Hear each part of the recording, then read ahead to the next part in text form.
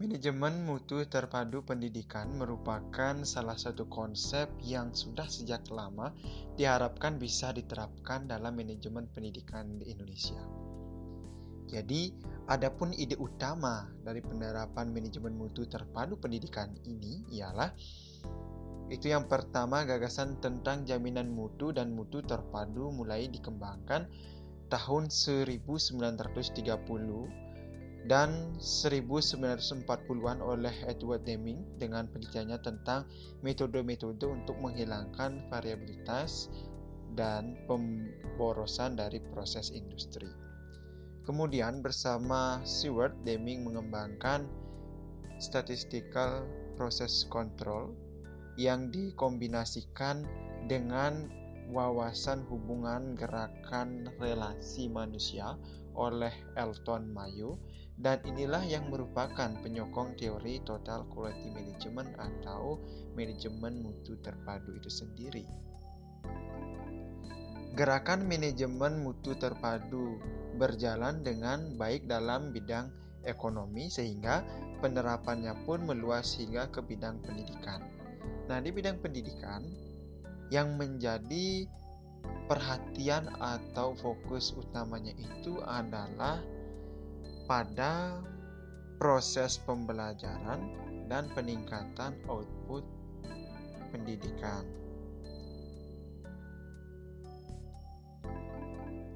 Yang kedua, prinsip utama dari manajemen mutu terpadu pendidikan ini yaitu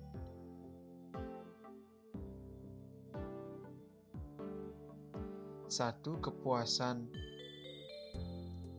Nah, kepuasan di sini artinya sekolah harus memberikan pelayanan jasa sebaik-baik mungkin kepada seluruh siswa, guru, staf tata usaha, orang tua siswa, pemerintah dan masyarakat, serta mereka yang akan memanfaatkan para lulusan atau produk lembaga pendidikan. Yang kedua, respek terhadap setiap orang. Nah, artinya di sini siswa dipandang sebagai individu yang unik seperti itu. Jadi seolah harus memandang bahwa setiap siswa atau setiap orang itu memiliki potensi yang berbeda-beda dan siap untuk dikembangkan. Oleh karena itu, setiap orang haruslah diperlakukan baik dan diberikan kesempatan untuk berprestasi. Seperti itu. Nah, yang ketiga, manajemen berdasarkan pada fakta. Jadi keputusan yang diambil itu selalu berdasarkan fakta, bukan perasaan belaka seperti itu.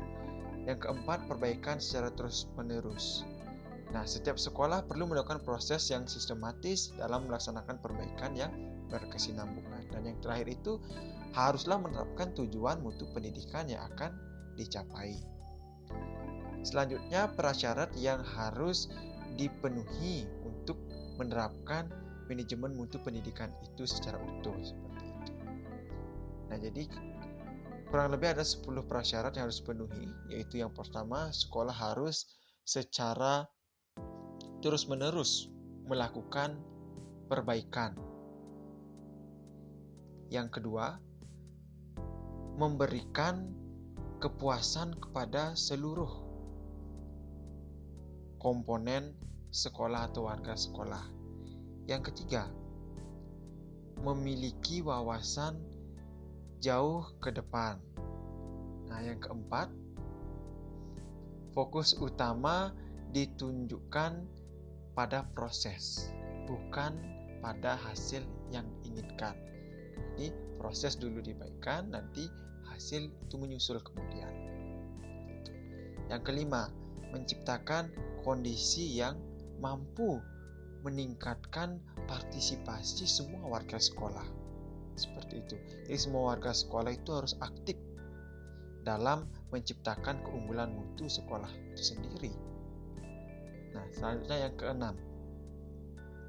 Jadi, ciptakan kepemimpinan yang berorientasi pada bawahan dan aktif memotivasi seluruh warganya. Seperti itu. Jadi, sehingga nanti kepala sekolah itu bisa memberikan motivasi kepada seluruh guru-guru, siswa maupun yang lainnya seperti itu agar lahir suasana kondusif sehingga muncullah ide-ide baru dalam mengembangkan pendidikan itu.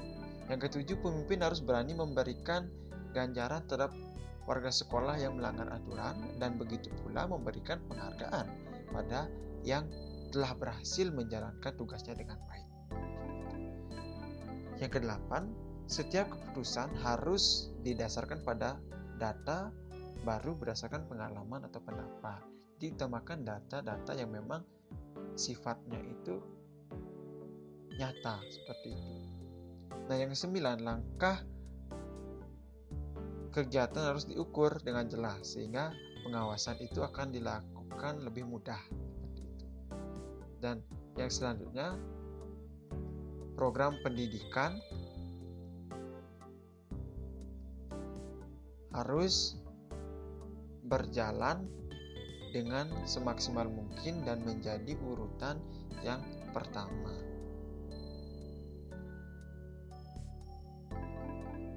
Nah, yang terakhir itu tantangan yang harus dia atasi agar mampu menerapkan manajemen mutu terpadu pendidikan ini secara baik, secara utuh seperti itu. Yang pertama itu lemahnya kepemimpinan. Nah, ini selalu disoroti ya. Selain lemahnya kepemimpinan, juga delegasi wewenang manajemen. Nah, maksudnya di sini apa? Seperti itu. Ini manajemen mutu terpadu akan berjalan sesuai dengan sasaran yang diinginkan jika pemimpin memiliki komitmen terhadap keterlibatan semua pihak. Yang kedua, proses pengaturan yang tidak memadai wewenang manajemen pendidikan itu sendiri. Jadi maksudnya di sini program manajemen mutu terpadu harus mengilhami seluruh kegiatan bagi sekolah, maka seluruh kegiatan akademik, yaitu proses belajar mengajar, haruslah memperoleh perhatian dalam peningkatan kualitasnya. Nah, yang ketiga, itu kurangnya dukungan dari sistem informasi dan alat ukur keberhasilan. Jadi yang dimaksudkan pada poin 3 ini yaitu lembaga atau organisasi termasuk sekolah amat sulit mengetahui adanya peningkatan kualitas pelayanan dari lembaganya manakala tidak memiliki data dasar seperti itu. Jadi oleh karena itu setiap lembaga harus memiliki data dasar atau pijakan itu sendiri.